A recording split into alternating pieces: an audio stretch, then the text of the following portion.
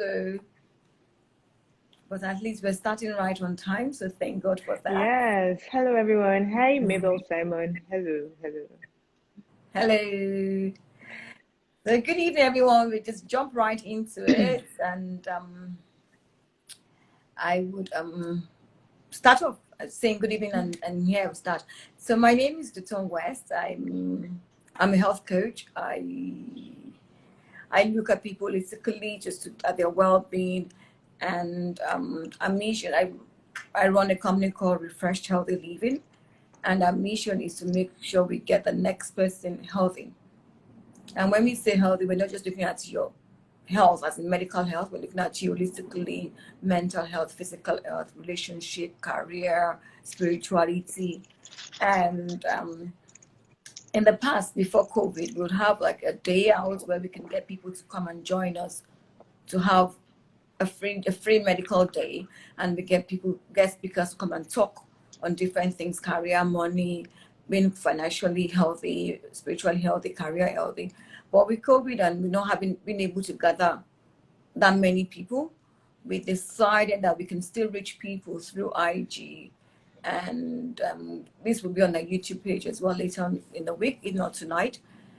So what we've been doing over the past few weeks or few months really is to have different people come in and talk about different subject matter, and so that people can go back in and educate themselves and watch the video over and over again. I must say here that apart from the medical doctors we bring on, most of my our guests are either qualified in those things, but we still continually say that what we're saying is just to help you. If you need to seek medical help, please do so. If you need to speak to a doctor or a physician, please don't shy away from it. We'd always say, please seek help when you need to seek help. And today we're going to talk about nutrition, exercise, and mental health, how they all correlate and how they help, and the relationship between all three. I must say again that if you are having a meltdown, or if you think you need to see a medical doctor or a psychiatrist, please see a psychiatrist. Seeing a psychiatrist doesn't make you less of you, actually makes it says that you're a stronger person. This is not an advertised plug, but I do say Lagos Mind has some phone lines. It's on our IG page, whereby you can phone anonymously and speak to a counselor, and they can take it further. If you do need medical help, or they think you need to see a psychiatrist as well, from there they'll take it on and tell you what to do. So all that said, I needed to just put all that out so that all the right disclaimers in the right places. It is important. It is, because on the online space, it's very easy to see health coaches who then take on all of these roles that they have no business taking on. So it's very important that we say these things and say, look, yes, we're health coaches. These are our areas of specialty, but then you might need extra help, and there is no shame in seeking that help. So it's very good that you put all of that out there. Absolutely. So today I have Mrs. Bode Agbe-Davies. It's so weird to hear Mrs. in front of my name. Okay, so Bode, let me try to. Yes, that sounds more familiar. It's weird. I hardly ever introduce myself that way. Hardly ever. So, and she's a certified transformation specialist and the creator of the Bode Create method. She helps busy women develop sustainable health lifestyles that allows them to thrive at work and at home. Our method focuses on mindset shifts and developing habits that promotes a sustainable health and fitness lifestyle. And that's so key, really. I mean, that's one of the things we're going to talk about today.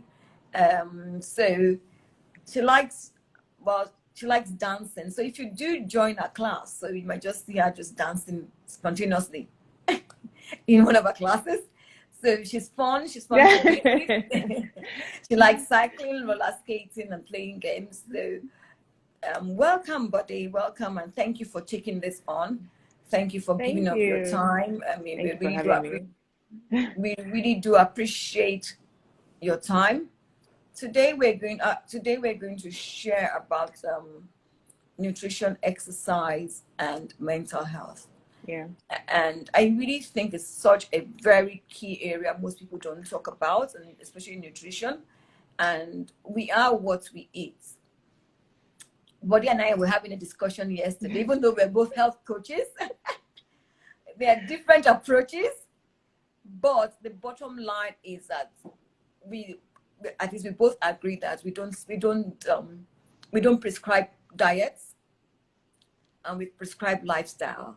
Yeah, and I must say that when you go on a diet as well, at least for me, I mean, I'm going to speak from my experience, is that it's not sustainable.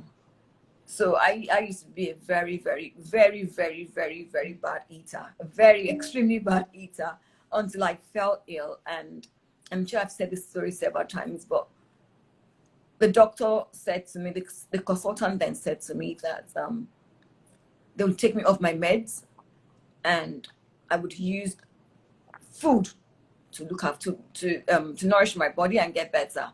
I actually thought it was crazy. So that was where the first time I heard, this was in 2000, when I heard, you are what you eat, the food is your medicine. Medicine is not your food. And I thought, I'm dying. I'm literally like, I'm dying. And you're telling me to eat. And besides, my normal staple diet was just a pack of crisps, Ribena, and a bar of chocolate.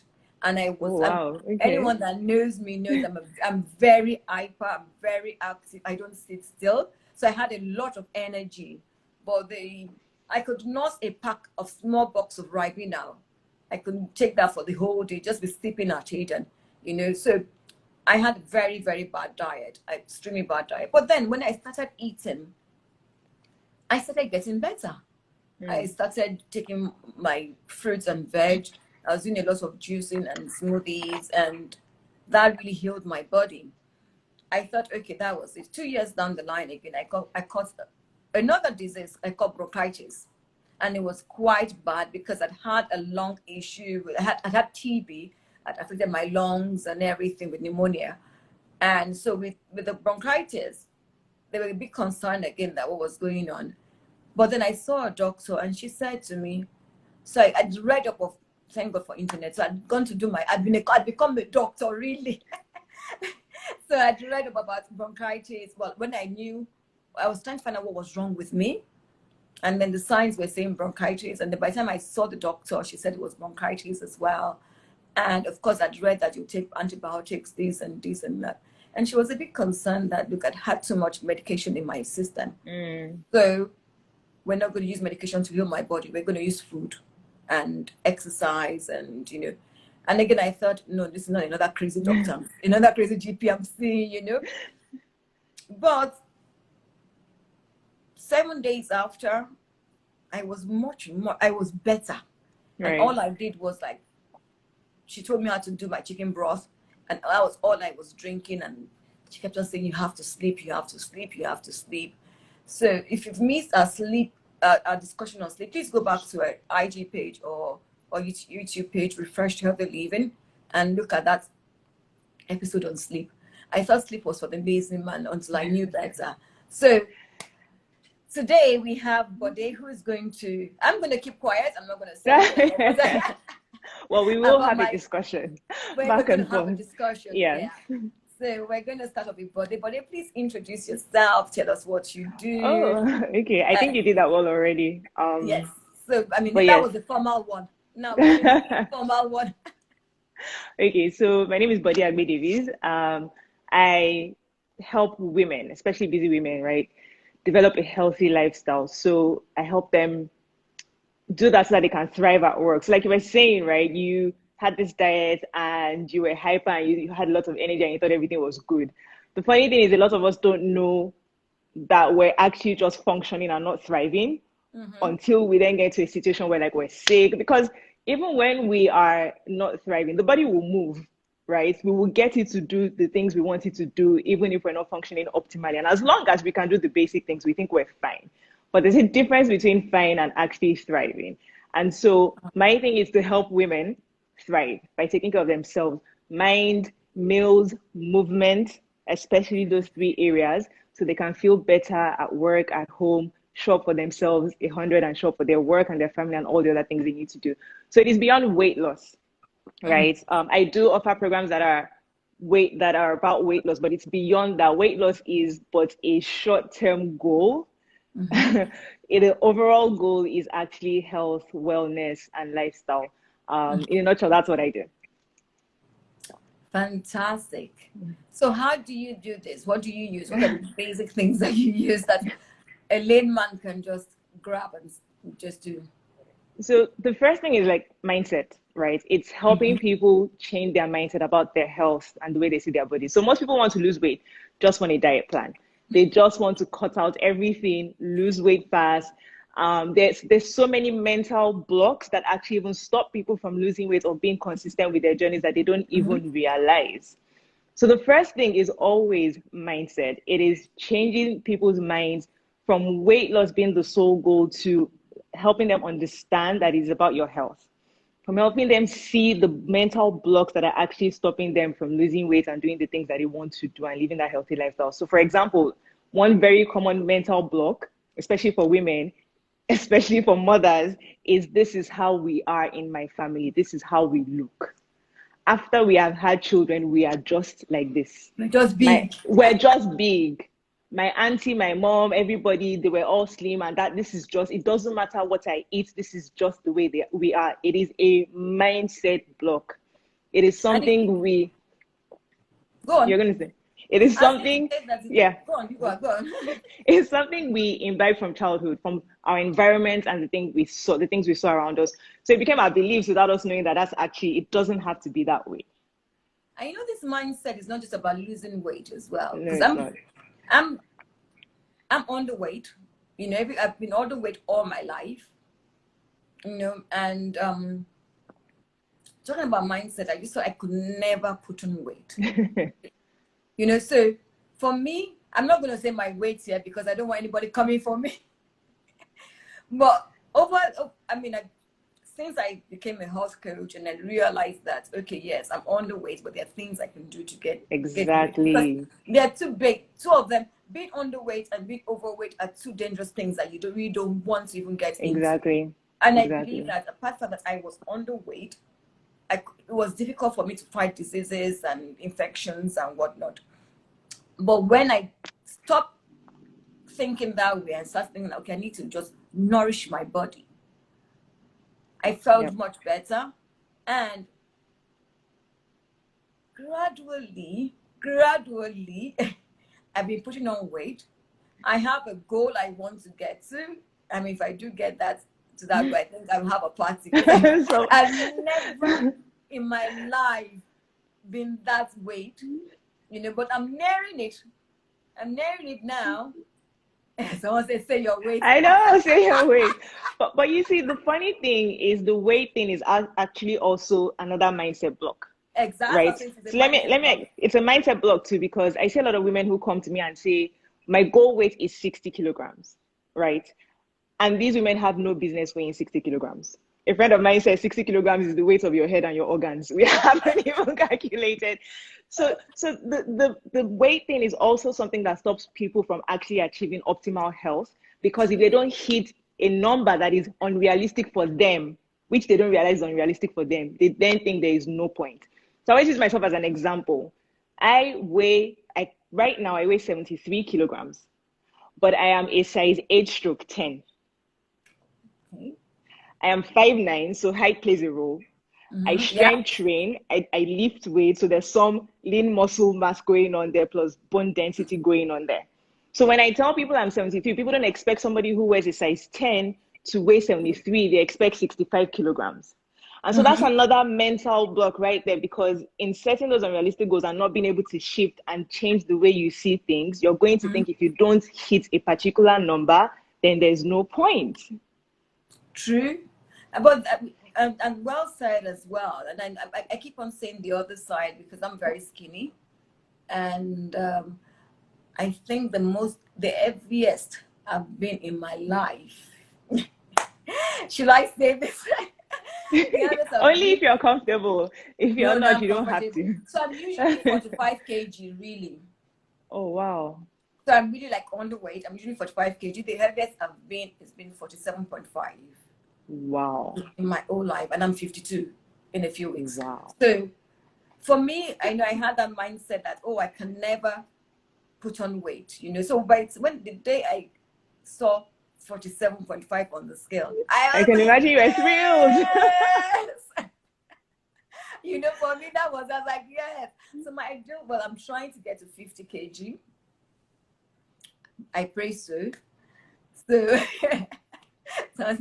so, So definitely, yes. And I think really, I think the moment I stopped thinking that I must eat, I must get to 50 kg and start, just being myself and just focusing more on nourishing myself, sleeping well. Exactly. That's the word, nourishing yourself. I think I started pushing out the weight a little bit because then I found out, this skirt, I thought it was a size 0P. How come it's a bit tight, And that's when I realized that, okay, today pushing on weight. So maybe someone said it's because of the age. I don't think so. But I just think that gradually I've changed my mindset to just make sure that it doesn't matter. As long as I'm healthy, that's the most important thing. Yeah. So definitely making those mindset changes. And as you start to make those mindset changes, you also start to work on your habits. And that's another big thing. It is not about someone handing you a meal plan. I say it all the time. A meal plan is just a timetable. It is just for structure, for planning, to help you save time. A timetable, a meal plan is a timetable. It is not this God said thing where we think we need a timetable, a meal plan rather, to lose weight, right? So when you start to change your mindset, you start to put habits in place. Habits like, this is one. My ladies in my group coaching program, if you follow me on Instagram, you know me. I am hardly ever far away from a water bottle. There was a time in my life where soda, Sprite especially, was my liquid of choice.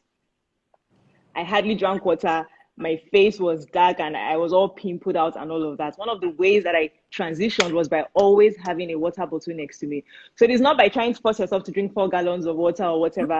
It is, you get me? It's the small, tiny habits. So when you start to change your mindset, you also start to work on your habits and your daily routine.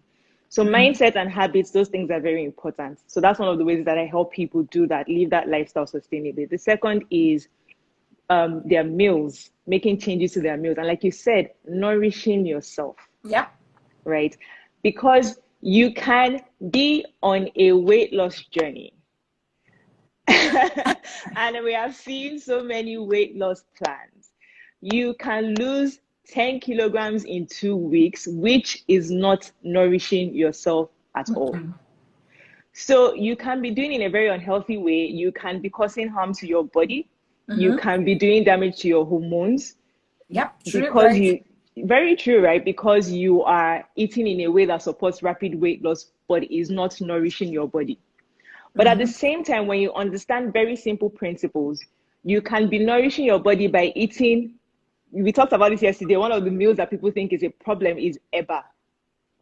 Eba is fermented food that your gut absolutely loves. So you can understand that. I had eba for dinner tonight. Like just before we came on, that was my dinner. You can have that and still lose weight. And so understanding that you can nourish your body and lose weight as opposed to starving your body and lose weight, and that's the way to go. And the ways is just I teach 3 simple ways, right? First of all, make changes to your preparation methods. How are you cooking your meals? First of all, are you even cooking most of your meals? Can you try to cook most of your meals? How are you cooking those meals? Is there oil everywhere? That stew that you made, is it deep fried? And then is the meat that went into it deep fried? And then was there like an extra layer of oil in the plantain that you ate with that stew? Do you understand? How are you cooking your meals? So your preparation methods really matter. The second thing is you need to understand that we need all 3 macronutrients. You need your proteins, you need your carbohydrates, you need your fats and oils, but you need to understand in what portions you need those things. And that's the third thing. Your portions, your plating, how much food is landing on your plate. And a very simple way to think about this is just take that plate, divide it into 2, have veggies on 1/2. The other half, divide that into 2, have your proteins on 1/4, your carbs on 1/4. Very simple. You're not going to hit that all the time, but with that guide at the back of your mind, you'll be making sure you're eating more veggies, you're eating an appropriate amount of carbs and appropriate amount of protein. Because you need all three. You need all three. They're very important. Now, your fats and oils will mostly show up in how you're preparing your food, and that's where you need to know the types of oils you need to use and in what quantity. But see, some people have no business doing a cleanse or detox or starving when they haven't properly mastered just how to put more vegetables on their plate. A plate, true. So just focusing on simple changes like this on a daily basis, you start to nourish yourself, you start to work on your portions, you start to reduce your portions, you start to eat more whole foods, and you will start to lose the weight. And even if you don't lose weight, if right now you're eating mostly processed foods and you start to change that to making your own foods, you will feel better. I know. And you said something about, go on. No, continue. You said something about vegetables. So I've heard people ask me in the past, but I'm not a veggie person. And I say to them, you know what? We're not saying, okay, what do you like? Well, I just like carrots. I said, okay, no problem. When you eat carrots, eventually, your palate has a way of changing itself.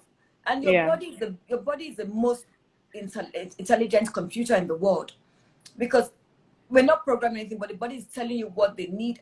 The brain, the gut is talking to the brain, and every part is talking to each other. And you see, it's just like you're feeding yourself with processed food.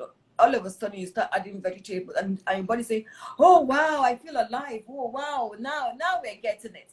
So once you do that, as Bode said, gradually, say like you do have like 2 weeks, you add veg to your meal, 2 weeks. Try going back to that processed food. Your body will reject it, and you'll be amazed that first you think we had food poisoning because you really. That can happen. I remember the first time, because I'm a sweet tooth, right? I always tell people, I open my mouth for you and you see all the feelings in my mouth. I've been feeling teeth since I was like 14. I have a sweet tooth. And when I started to transition and eat more whole foods, I remember the first time I said something was too sweet. I was like, oh, this is too sweet. And I stopped and looked at myself. I was like, wait, did I just say that? Did I just say something was too sweet? So yes, you start to make the change. I also think when it comes to vegetables, so 2 things. I think that one mistake that we as Nigerians make is that we think vegetables have to be broccoli. And, it has to be celery, and it has to be kale and all of these things. Meanwhile, your own ugu leaves and ewedu and your shoko and tete and all of those things are there waiting for you. My major source of vegetables through the week is usually, I will cook like a big bowl of efforiro rice, because I'm a Yoruba girl. I will cook a big bowl, very minimal oil, and I will usually add it to everything I'm eating. So if I'm eating rice, it's going to be a side of efo. If I'm eating plantain, there'll be a side of efo. And that's how I get my veggies in most of the time. Every now and then I'll do like bell pepper, stir fries, and all those other things. But for the majority, it is just simple ugu cooked in efo with some bell peppers and with our local bell peppers, right? Blended and all of that together. So it is that simple. So don't think that you have to go and buy all of the imported veggies to eat veggies. Second thing, people say, I don't like vegetables, I don't like water, I don't like these things. And I heard someone say really well, the person was like, so your child comes from school and says, Mommy, I don't like English. So do you tell your child, okay, well, you don't have to really pass English. You'll be like, do we need a tutor? You need to suck it up. You need to do your homework. You need to pass English. You need to move on. So sometimes we have to give ourselves that kind of talk, because your body needs these things to thrive. Yeah. Your system needs it let me tell you how bad it used to be. This might be TMI, but my husband used to be able to go to the bathroom every single day. Like he would do a number 2 every day. And me, sometimes 2, 3. Then I used to think this guy is weird. Why is he in the bathroom every Meanwhile, there was something wrong with me. So when I started to cut down on the chocolates and all of these things and eat more, next thing I know, I'm going every day. I'm like, oh, this is how it's supposed to be. Some people don't know that they need to, it's not every day for everybody, but some people don't even understand how constipated and backed up they are because they've lived with it for so long. Yep, true. So it doesn't have to be exotic. Just think simple. Think of things that are easily within reach that you can get in your own environment. Exactly. And you know the word that says it's seasonal, yeah? And we all kind of follow the English or the European way say it's seasonal. Yeah. Seasonal for them is what they have, and they're saying that because Exactly. they have a lot of imports in their own stores. Yeah. So, for example, now it was so a few weeks ago, a couple of months ago, it was mango and avocado season. That point in time, first, the advantage of eating seasonal is that the fruits are fresh, they're cheaper, Yeah. and the nutrients are more. So, like for example, now if I'm looking for mango now, the mango I'm going to eat now, which is out of season, wouldn't have been as fresh as when I had it in season. Yeah. So I tell people that when you're eating seasonal, even in Nigeria, because we're in Nigeria, let's bring it home. What is in season? That is what you're supposed to be eating. And God was intentional when He made all those things. You know, because He knows, and your body knows that, because your body goes through seasons. So if it's raining, your body knows it's raining season, and there's what you need for raining season as well. And provision has been made by God for that. Nature has made that provision that for during the raining season we need more of this type of food, and that food is readily available. So now we have a lot of rains in Lagos and some other parts of Nigeria. What is in season? And then you find that you have a lot of vegetables growing because it's seasonal. I would say this time, just as Bode said, eat more vegetables. Eat what is seasonal. If it's sour soup, eat sour soup. That's what your body needs, because your body and nature, they work hand in hand. So let's I'm just expanding more on the seasonal bit. And if you can't drink water, put lemon, put orange, something in it. Yeah. Put fruit in water. Keep it in your bottle overnight. The next day, the nutrients and the flavor will be in the water, and it's easy to just sip that during the day. If you find water boring, you know. So we can talk about nutrition and talk about nutrition. And someone asked the question about exercise. Do I exercise daily? Okay, so I'm going to answer this question because the next thing I was actually going to talk about is movement, right? So we talked about mindset, meals, and movement. And so listen to how I'm saying movement, not just exercise, but movement. Now, no offense to favor. It usually comes from a point of view of someone who is trying to lose weight and who has been told that they have to lose weight to exercise, and they don't like it and they don't want to do it, and they're like, I have to exercise. Do I have to exercise to lose weight? Okay, so think about movement, right?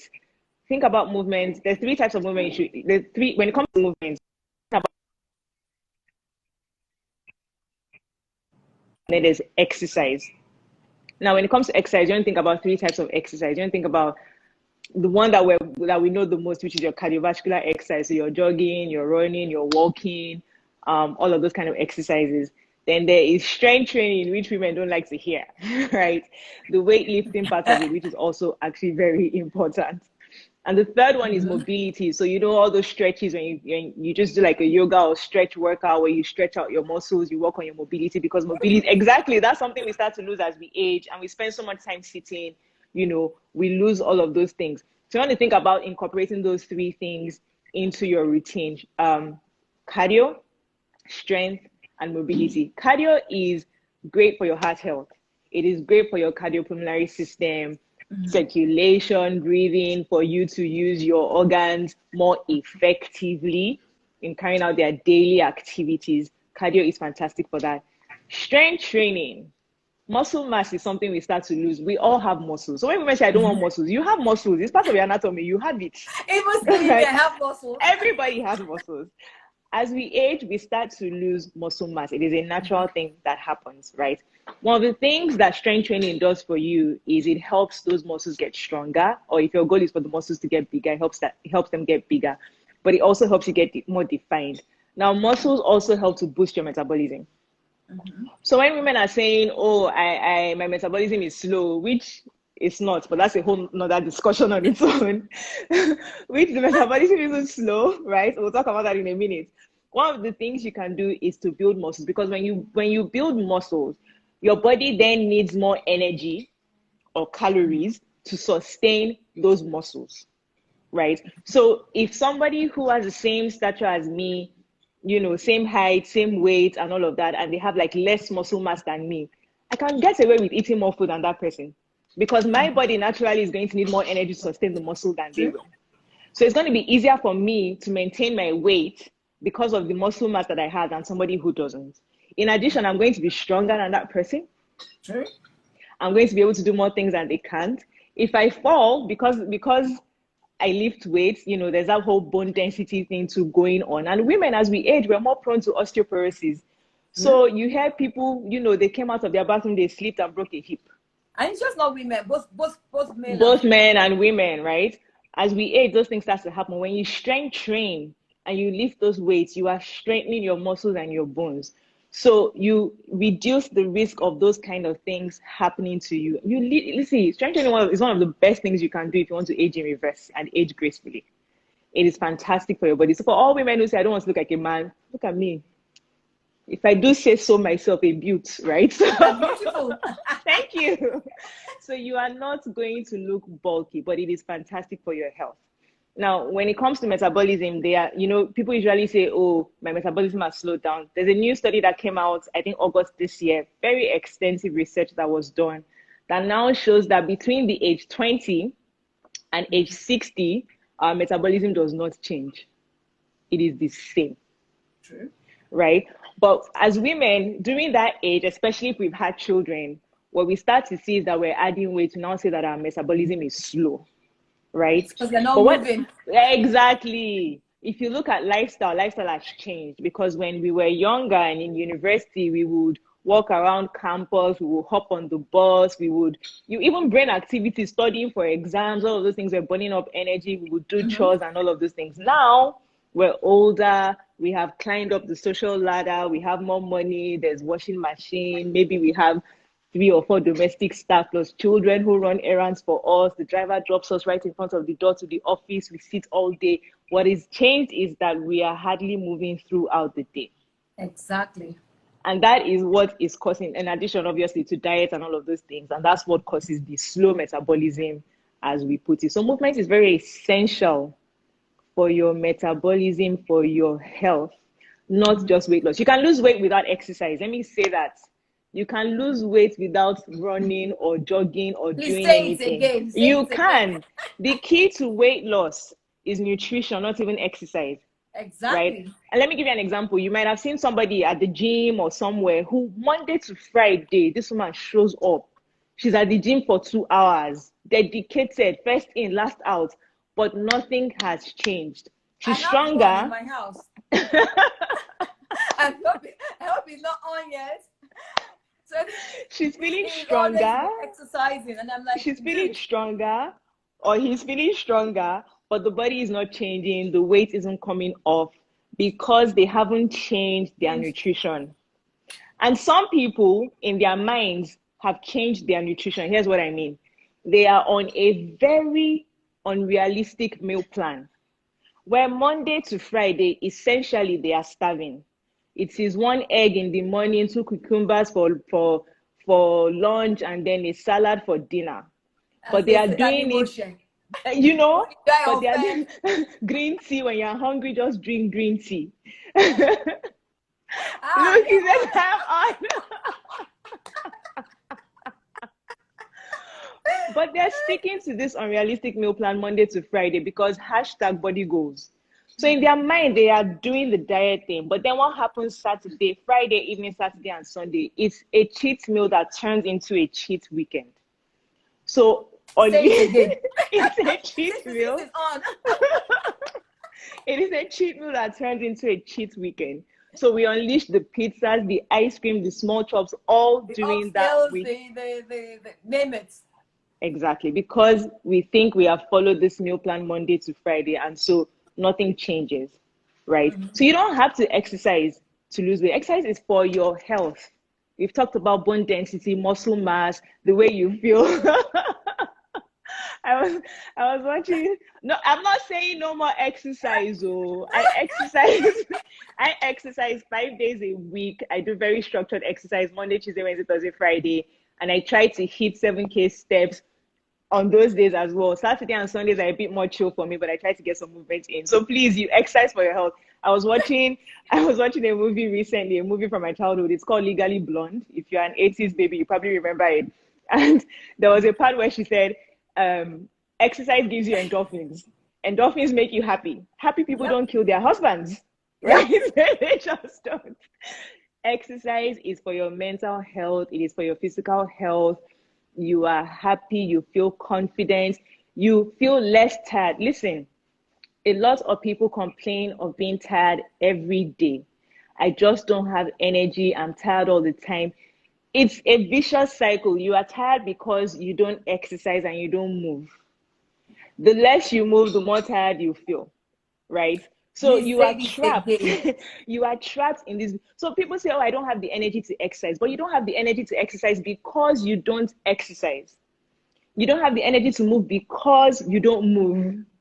Hey, cheese. So you are trapped in a vicious cycle caused by the fact that you are not moving. So, Bode, I want you to repeat it again. And I will repeat it again. That exercise does not help you lose weight. Exercise is not the thing you do to lose weight. If you're trying to use exercise as your only tool for weight loss, you will be frustrated. You will quench. You can't, because the amount of exercise you need to do to be in a calorie deficit through exercise is a lot. You have to be exercising for maybe 7 hours a day, depending on the kind of exercise you're doing. So it doesn't make sense for you to not change your diet and now focus on exercise only. People say, oh, it's 80% nutrition and 20% exercise. And that's true. But me, I like to look at it as 50-50 for your health. They're both important. Yep. Now, the next objection I usually get when it comes to movement is, I just don't have the time. Okay, and I understand that. I understand that. Listen, how many years ago? 11 years ago, I used to work in a bank. My first child then was like a year old, right? I was waking up at 4 something, leaving home at 5:20 in the morning, getting back at 9 p.m. There was no way I was going to exercise for 30 minutes to an hour. It didn't make sense because I was tired. Do you know how many minutes I used to exercise back then? 7 minutes. That's all. I would get back from work. I would go straight into my bedroom. I would exercise for 7 minutes because I couldn't even think about exercising for 30 minutes. So I started with 7 minutes. When I did 7 minutes and 7 minutes became a habit, I would then do 2 rounds and then 14 minutes, right? But essentially for the first how many months, it was just 7 minutes. Then on the weekends, I would do a longer workout. So look at your own life and your own circumstances and your own situation and figure out, look, even if 7 minutes don't work for you, during your day, you can just stand up and pace. Every time your phone rings and on the phone, stand up and walk up and down. Sometimes don't take the elevator, take the stairs, right? When you're reading a book sometimes and you're just sitting at the table, stand up and pace up and down. When you're scrolling through Instagram, stand up and pace up and down. So don't just think exercise alone. Think when movement. You're watching Netflix, just stand and just start. Just stand and stretch and pace and do some jumping jacks, do something. But look, if that's what it takes, and you can do like a 10-minute workout while you're watching Netflix, do that. But think movement in general and not just exercise. And I say this because there are also people who do the 30-minute workouts or 1 hour workouts and then spend the remaining 18 hours of their day sitting. That's not optimal either. All right. So don't think that because you see someone who goes to the gym every day and does 30 minutes every day or 1 hour every day, that might be their job. They probably have a different situation than yours. You don't know what because if I hadn't said what I said now, if you follow me on Instagram, every morning I'm showing up for 5 minutes to an hour. But several years ago, that wasn't my reality. I couldn't do that as someone working as a bank. So look at your situation and figure out how you can put more movement into your day. Again, it is not for weight loss. It is for your health.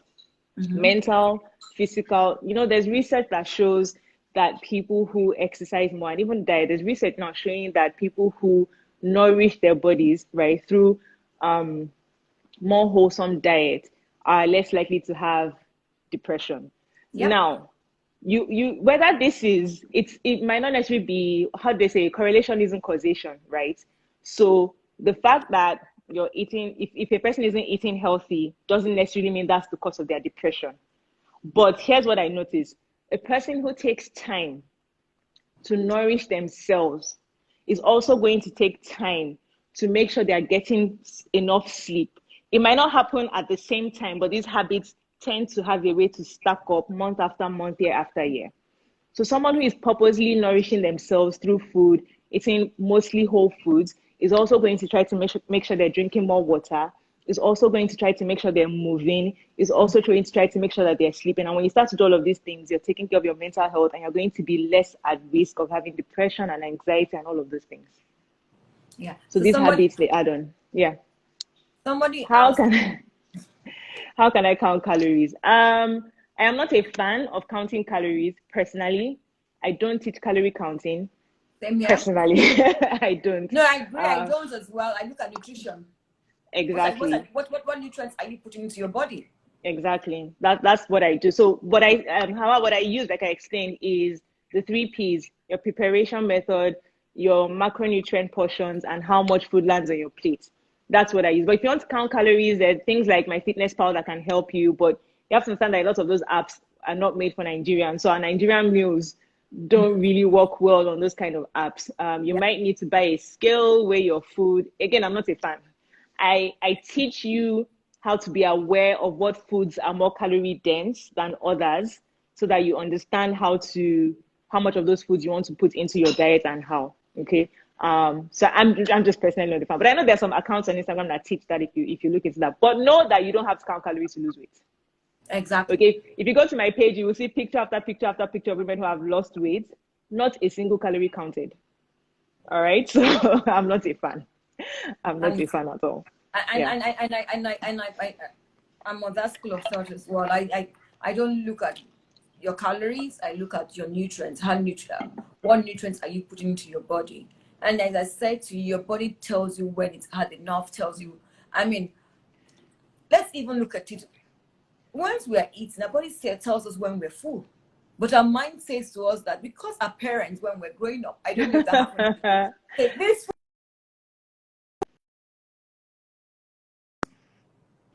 that we must always finish what's on our plates. Because, particularly for me, when I was poor eater, my mother would say, oh, my dad would say, I'm sitting on this dining table with you until you finish what's on your plate. They stay for a very long time, because then I've learned the habit of drawing, being artistic with my food and everything. Eventually, they just left me that this one was just the time waster. But if you know, and I say to people, rather than count calories, take what you think you need. Just take a little bit. You know, the Japanese have something, and I haven't tried it before, but they don't drink when they eat. Okay. They either drink like 30 minutes or 40 minutes before they eat. Okay. And then they wait for like another 40 minutes, 30 minutes, 40 minutes afterwards, or even an hour before they have a drink. Okay. For them, instead, you have to, because that way you absorb all the nutrients you need from the food. They believe that when you drink whilst eating, you dilute the nutrients. I don't know how true. That doesn't sound very scientific to me, so I'm not quite sure. I don't know how that works. But it might be more anecdotal or something, or like a belief of theirs. But it's funny you should mention them, because I mean, I don't know if they still are, but they used to be one of the healthiest people in the world. And so usually you find Nigerians saying, don't eat rice. Rice is the source of all my problems. But you look at the Japanese and the Asians in general, they eat a ton of rice, and they are so healthy. Because if you look at the way they eat their rice, there's a lot of vegetables that go with the rice. Mm-hmm. They use meat mostly as seasoning for taste. And so they're not eating 3 pieces of shaki and 2 pieces of pomo with a small amount of rice, you know. So the water thing, some people actually say drink a glass before I drink a glass. There's so many different methods that people take. One thing that I like to say is use a small plate. When you're serving yourself, use a small plate. Now, when you dish your half vegetables, protein, and carbs on that plate, and you pay attention when you're eating. Pay attention means, try not to watch stuff on TV. And this is something you only have to do for a while. Yeah, be mindful. You don't have to do it forever. You just need to do it until you master your feelings of fullness. Mm-hmm. So eat mindfully. When you're done with that meal, if you're truly still hungry, you can go for seconds. What usually happens is we're not. We're not, yeah. Personally, I'll give you an example that happened to me recently. Last August, I think, August or June, I was on vacation. I was with my brother. And so we ordered food from this, I don't remember if it was Chinese or Asian or something. And the food came and it was a lot. And I said to my brother, I should get a plate and dish. We were watching a movie and I didn't want to stand up. I said, I should get a plate to dish this food. I know if I don't get a plate, I will finish everything in this bowl. But I was lazy and I sat down there. Halfway through, I was like, I'm full. But guess what? I finished that food. I had no business finish. And this is me that I've been in fitness for 13 years now. And I know I sat there and I finished that food. So imagine people who don't think about this because it's not the nature of their job, but they haven't figured it out yet. Mm-hmm. You will finish the food on your plate. Like you said, we've been conditioned. Our parents are, you can't waste food. Are you kidding? Mm-hmm. You will pour food down the bin. You will get a backhand slap. Straight you know how many starving children are in the world? As if you finishing the food is helping the starving child, you know? And I said it recently, whether you pour it down a bin or you eat it, listen, you're not a bean. You're not a bean, you know? So I like to use a small plate technique. Use a small plate. Don't use a bowl. Don't use it. Don't go and use a basia or don't look for those people. Like use a small plate, right? And if you finish the food and you're still hungry, then go for seconds, right? Go for seconds. Seconds can be a little less of a portion than the first, but that's going to be better than using a big plate because you're famished and then you fill your plate and you're full halfway, but somehow we've been conditioned to finish the food on our plate. That's the mindset you spoke about earlier. Mindset change. And it takes a while. All these things, and that's another mindset we need to understand. It is not going to happen overnight, right? So we've been doing these things for years. We've been eating this way for years. Now, all of a sudden, we want everything to align and happen in a month. It's not going to happen in a month. They're going to have days where everything is on point. Life is smiling at you. You get up and exercise. You hit your 2 liters of water. You have all the veggies in the world. And then the next day, you're going to have chocolate all day. Yep. And then you're going to have soda all day. You have to, part of that mindset switch is you being able to forgive yourself very quickly and move on. Understanding that you don't have to make up for the chocolate and soda you had today by punishing yourself tomorrow with 2 hours extra exercise, with now doing a starvation diet or fasting for 24 hours immediately. You don't need any of that. Today you ate only chocolate and ice cream and whatever. You don't know what happened tomorrow. Just figure out if there was something you did that was out of place of your new routine. Just move. So part of the mindset change is knowing that you're not going to build this lifestyle in a month. It is going to, listen, it is going to take you as long as it takes you. And you need to be okay with that. Yeah. These habits sometimes, a lot of times, don't all happen together. Sometimes it's water you'll be getting right. As much as you're preparing you're prepping your meals every weekend, but you will not take it to work, or you take it to work, then someone will bring pizza, or is that day you feel like eating a Yasikira's rice down the road. But water, 80% of the time you'll be hitting your water. Just continue to try. One day exercise will be layered on top. And coffee is not water. Coffee is not water. See, well, depending on what tea you're taking, and then and then the drinks as well. You have to be mindful about the drinks that you take as well. Basically, make sure you're drinking water 90% of the time, if not more. Yeah. 90% of the time, if not more. Yeah. Okay. Another thing I wanted to ask you is that we spoke about exercise before we move to the mental health sections. Now we've spoken about 3 different types of exercise. Can you just give example of exercise you can do? Swimming, walking, jogging, just let us know. Okay. So we talked about cardio, we talked about strength training, and we talked about flexibility training, right? So I'll give an example of all 3. And I'll kind of tell you what my own schedule looks like. So just to give you an idea. So for cardio, walking is cardio. Walking is cardio. Don't think you have to kill yourself by running before you think you are doing cardio.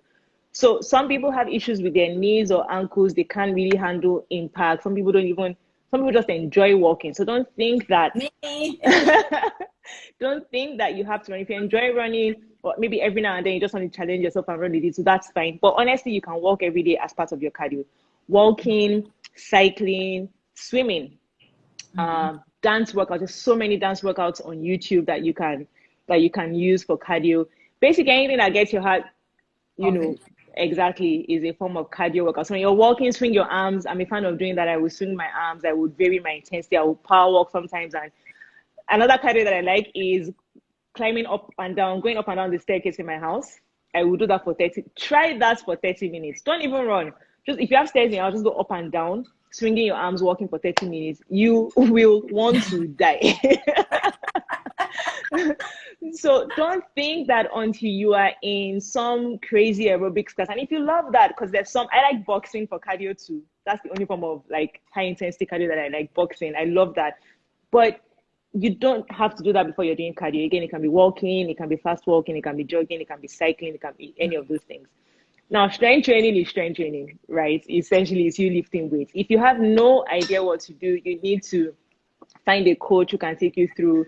If you're joining a program, make sure you're joining a program that is explaining the basics of strength training to you. One of the most important things when it comes to strength training, that's weightlifting, is your posture when you lift weights. The fact that you are holding dumbbells and doing this does not mean you are lifting weights, so you can enjoy yourself. You need to understand that your core is part of what helps you stay stable when you're strength training. There are ways where you need to activate your core. There are ways where you need to, strength training can be, it should be simple, right? But you also need to master the form. So if you're not sure what to do with strength training, please get a coach.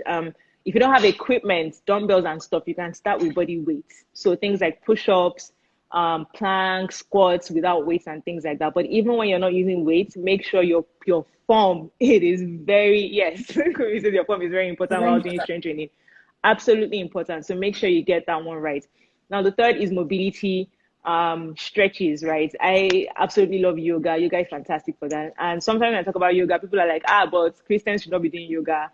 Look, we're not meditating and going and all of that. We're exercising and stretching. All right. So again, YouTube, there's so many fantastic mobility exercises you can find there. But essentially what you're doing is working on your joints and your just your muscles, stretching things out, making them more mobile, and that helps you function.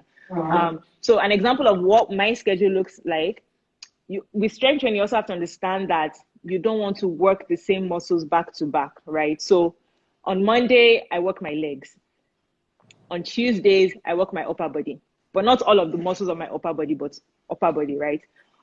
And after I do strength training, I go for a 15-minute walk. Just walk. Why do you go for that 15 minutes walk? I just like the cardio component that it brings to it. And also it's time alone to just go outside my because a lot of times I'm indoors just working most of the time. So that 15 minutes, I just get to go out. I get to think, I get to just see like trees and stuff. It's very refreshing.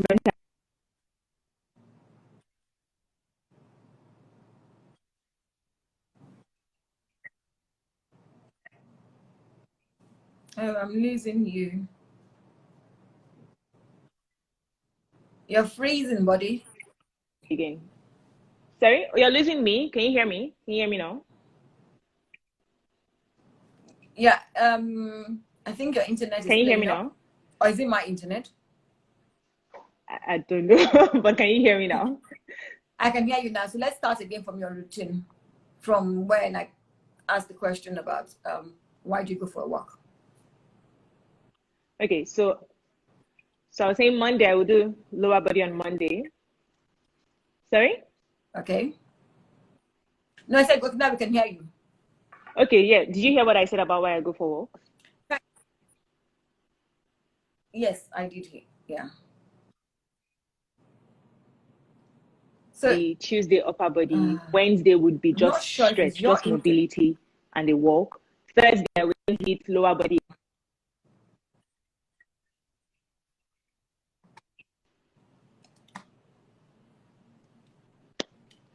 Okay, I think okay, my internet is strong. Can we but I can't hear you now, you're frozen. Hello, buddy. Hello. If you can hear me, can you just like wave or say hello so we know where the problem is? Am I the problem? Oh, it's Bode's internet. Okay. Thank you. Okay, I guess you'll join us again. So whilst we're waiting for Bode, so I'm just going to recap what she said. She said, I love this so much. I really, really love this bit. She said, exercise doesn't make you lose weight. I repeat again, exercise doesn't make you lose weight. It is what are nutrients. Okay. I have switched so my internet service provider. Okay, you are repeating, yeah. I was repeating saying that exercise doesn't make you lose weight. I love that. I mean, it can. So if you're doing excessive cardio, a lot of cardio, but still it's just too much work and it's just not worth it. And if you're doing a whole lot of cardio all the time, have you seen those people who do cardio all the time? They're skinny, no muscle definition. Exactly. It's not the best look, you know, and still you have to do lots of cardio. So yeah. So yeah, I was just trying to paint a picture of what my schedule looks like. There's strength training Monday, Tuesday, so upper body, lower body. Wednesday stretch and walk. Then thank you, Howard. Then I do lower body again on Thursday. So see the space between when I did lower body and then lower body again. It's Monday, then it's Thursday. Then my upper body Tuesday, then Friday. Right. So I am strength training 4 times a week. Oh wow. With like 15 minutes cardio every day at the end. Then on Wednesday I do just stretch and cardio. So that's what my thing looks like. But again, I didn't get here overnight. So when people are in my program, I help them schedule like a workout, like a schedule like that will work for them. But if you're doing this on your own, listen, you might just be starting with walking. Okay, you might even just start with 3 days a week. Before you then, before you then pile that on, you might be starting with body weight exercises. But the point is, don't be afraid to strength train. Don't be afraid to do push-ups. Don't be afraid to lift weights. Don't be afraid to do any of those things. And people usually say, oh, find workouts that work for you.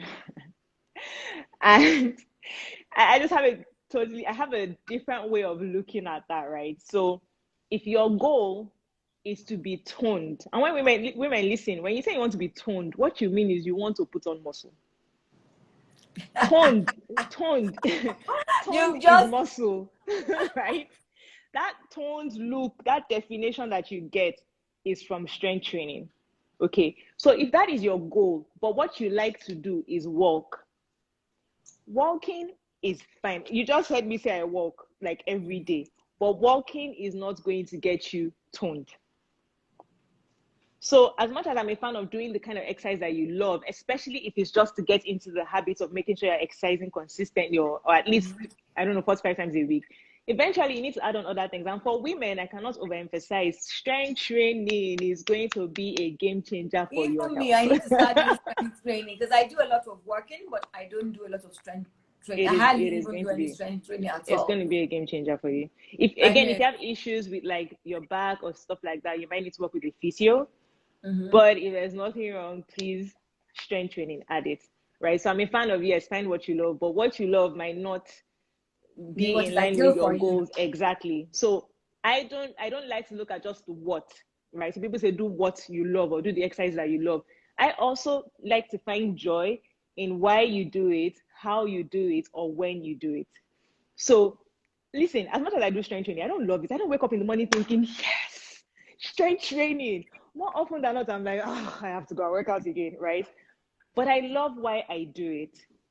I do it for my health. I love that extra energy that I get. I love how it makes me look. I love how it makes me feel. So I focus on the why. I also focus on the how.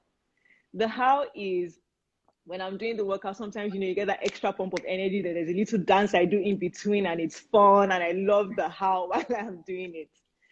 The when is that 15-minute walk that I go outside and it's just me with music in my ears out in nature. It's 15 minutes that I have to myself. It is 30 minutes that I have to myself. It is peace.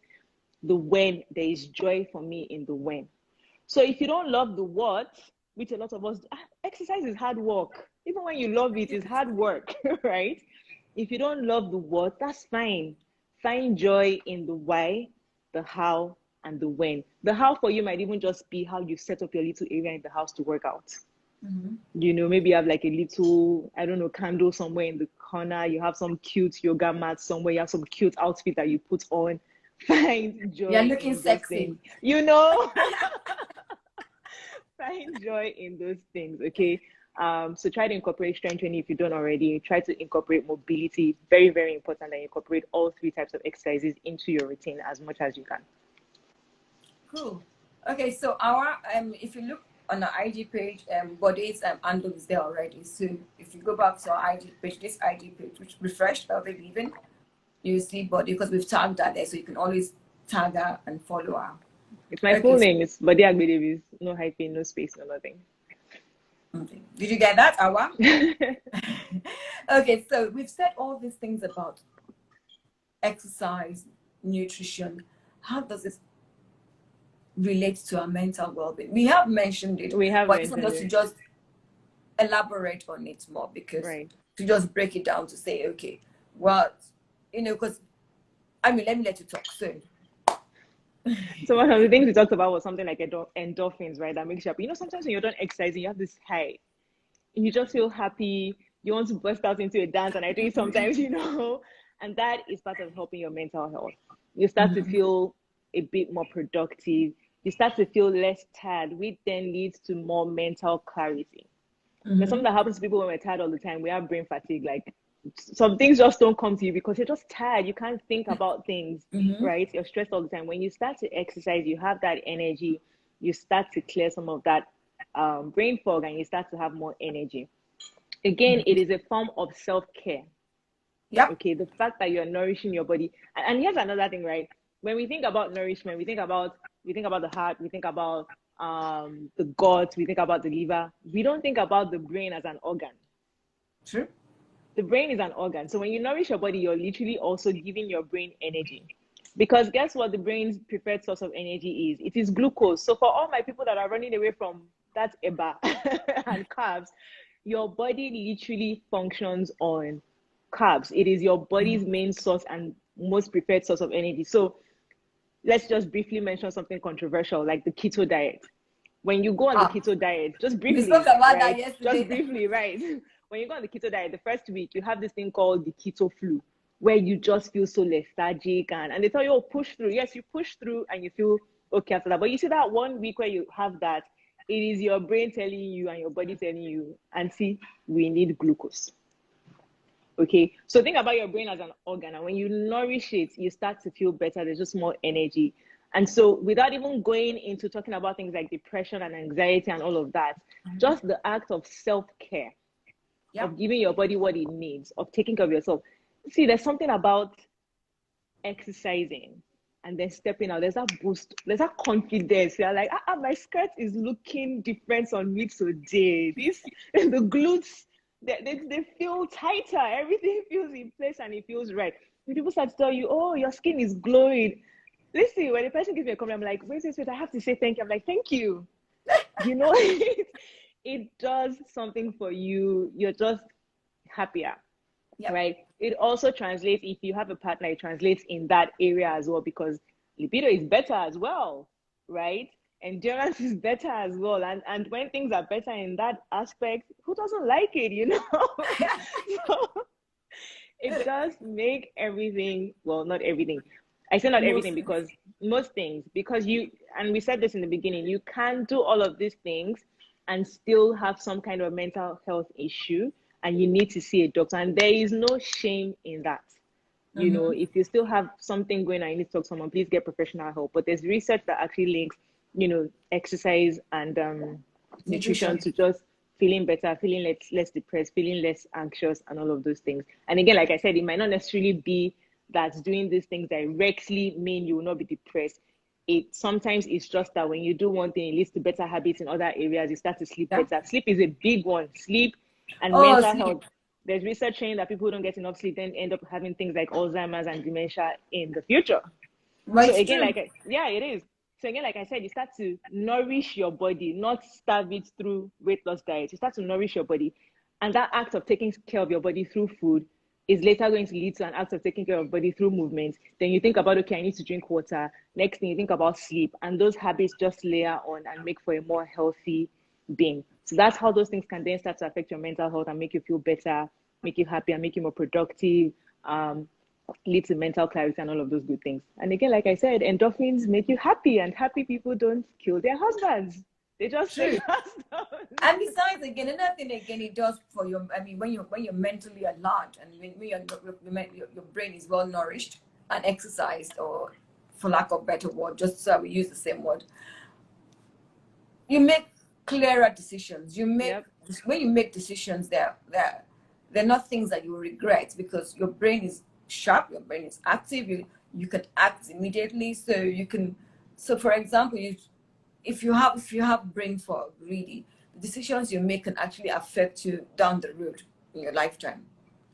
But if you have a clear mind, clear brain, and you're making decisions that are beneficial to you. And these benefits could be financial benefits, could be business benefits, it could be just things that life-changing decisions you have to make. Yeah. So if you make decisions well, you have a brain fog. We all know that it can lead to depression, it can lead to catastrophe, it can lead to so many other things. But with a clear mind, you know what you're getting into. You know what papers you're signing. You're more calmer to read through contracts, and they will not seem like just Greek. And then make decisions that would affect you, affect your family, affect those your loved ones as well, especially yourself.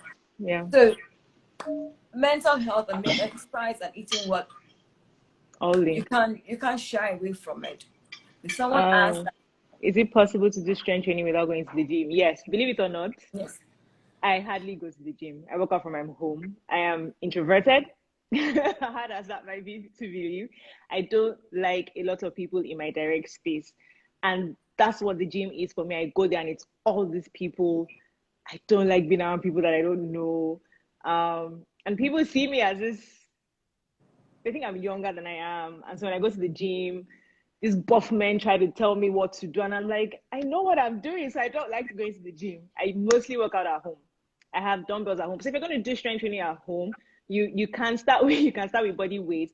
But when you then start to buy equipment, that is an investment you will have to make, right? And right now, weights, dumbbells, and things have like tripled in size since COVID, in price since COVID. So the dollar at $5.45. It is crazy. Those things are expensive now. But yes, if you can afford it financially and start to buy a few equipment, a few dumbbells, definitely you can work out at home. I have dumbbells at home. I have a barbell. I have a stability ball. I have a few things, and that allows me to work out from home. But yeah, definitely you can. Okay, cool. So, I mean, if you don't have the dumbbells, what are the other things that you could use? Because I mean, we all know things are expensive. Somebody had mentioned about filling a bottle with cement or sand and stone or cement that you can use as a dumbbell as well till you eventually are able to buy a dumbbell. Because basically, we want to do things that people can do like now, without having the excuse that again, body weight exercises are hard. So don't think that it's easy. Like the exercise you can do using nothing but your body that will it will challenge you. Even just a simple push-up. A push-up is one of the hardest exercises. A lot of people can't even do it. Even me, like I'm just learning to do push-ups again. Long story, but it is hard. So there's many exercises you can do with just your body weight that will challenge you. So don't think that you have to go from no equipment. I started with no equipment. Then I had 3-kilogram dumbbells for a few years before I then started to buy other things and stack up. So body weight exercises, definitely. Someone says, what do resistance bands do? Resistance bands are also a form of resistance training. Okay, so resistance training or weight training is where you put your muscles under tension for a period of time. So when you do something like a push-up, you are putting those muscles, your triceps, your chest, your back muscles, you're putting them under tension for a period of time as you go up and down. Resistance bands do the same thing. They offer a form of resistance for your body to work against tension while you are working out.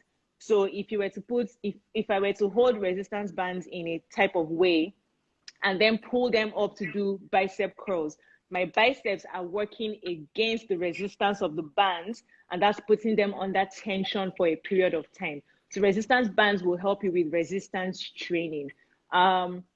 Are they optimal for resistance training? It would be best to use them in addition to dumbbells and barbells and other things. But I love them. That being said, I have resistance bands. I use them all the time. I like to incorporate dumbbells and resistance bands. But if that's all you have, you can get in a pretty good workout with just your resistance bands until you buy other things. Oh, fantastic. Yeah. Great.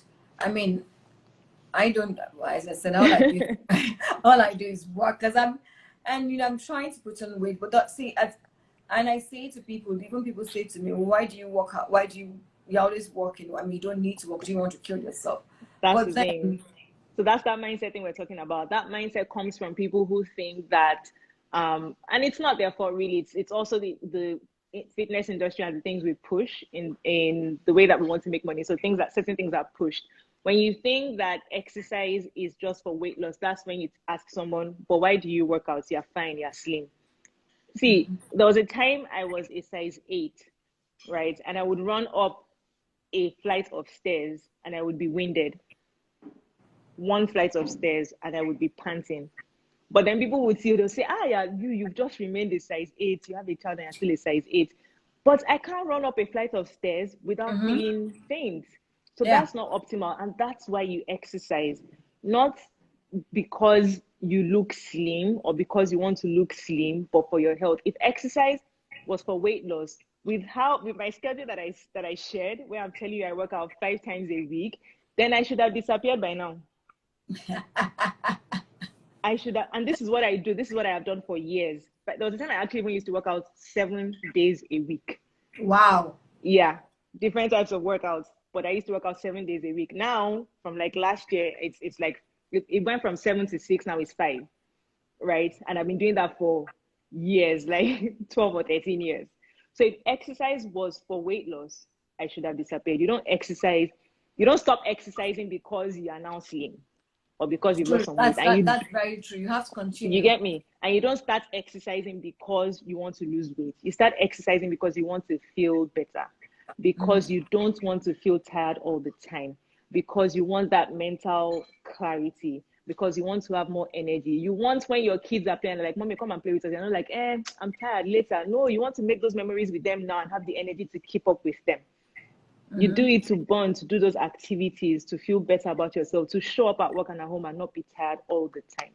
So ladies, please stop thinking that exercise is for weight loss. It is for your health.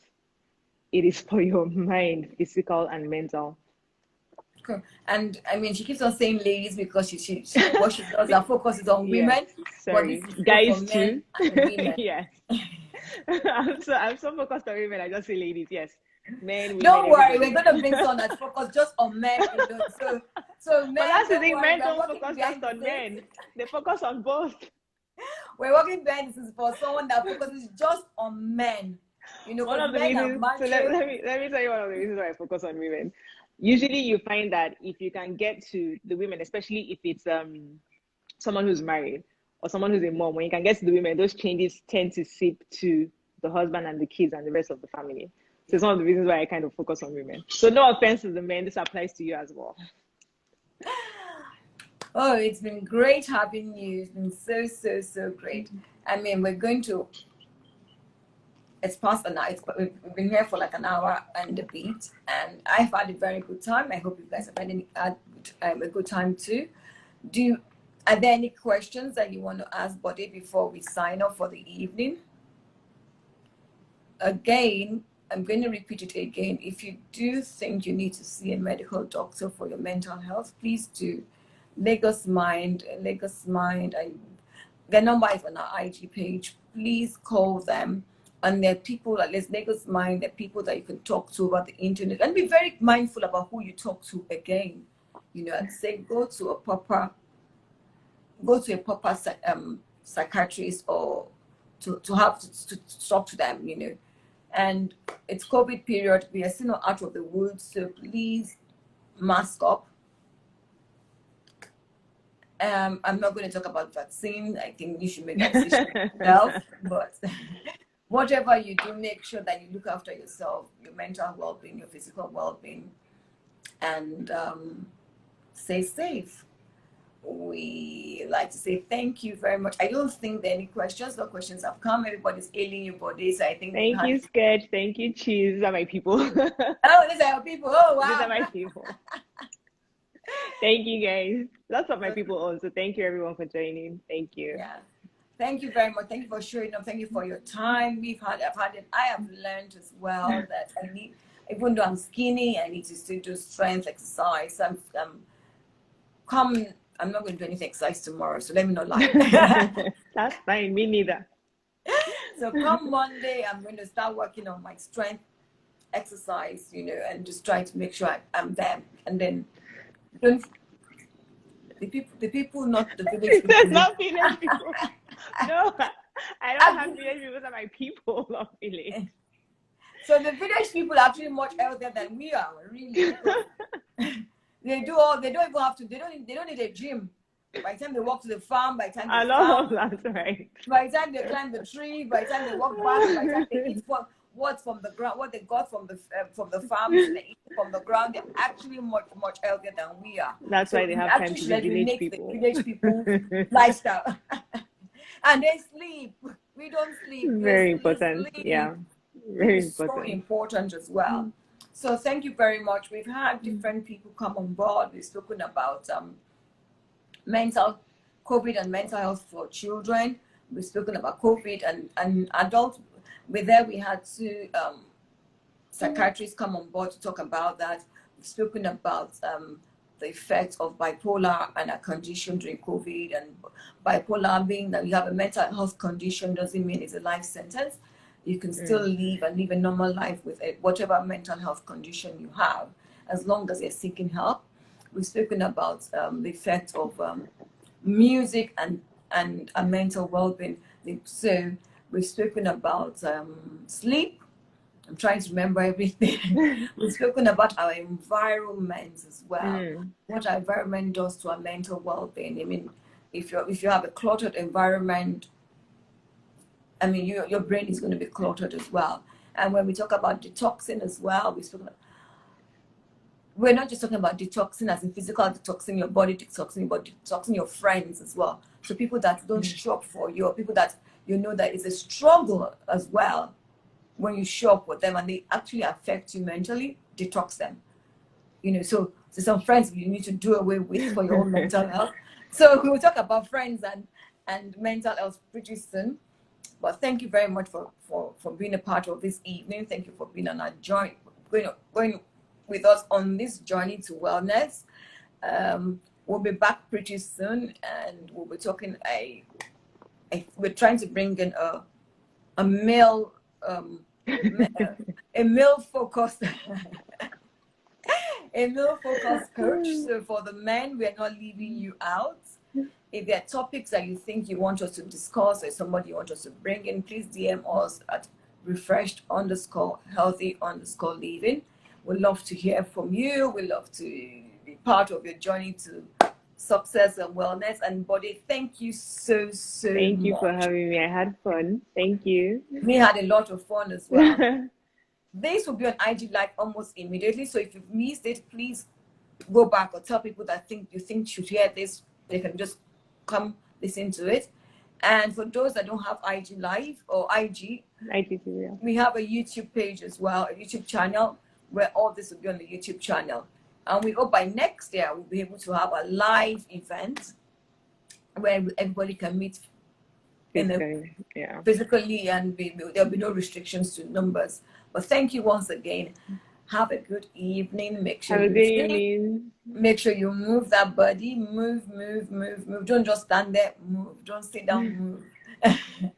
And eat as much as food as much as possible. Eat seasonally. And remember, exercise doesn't make you lose weight. Thank you, everybody, and thank you for joining. Bye.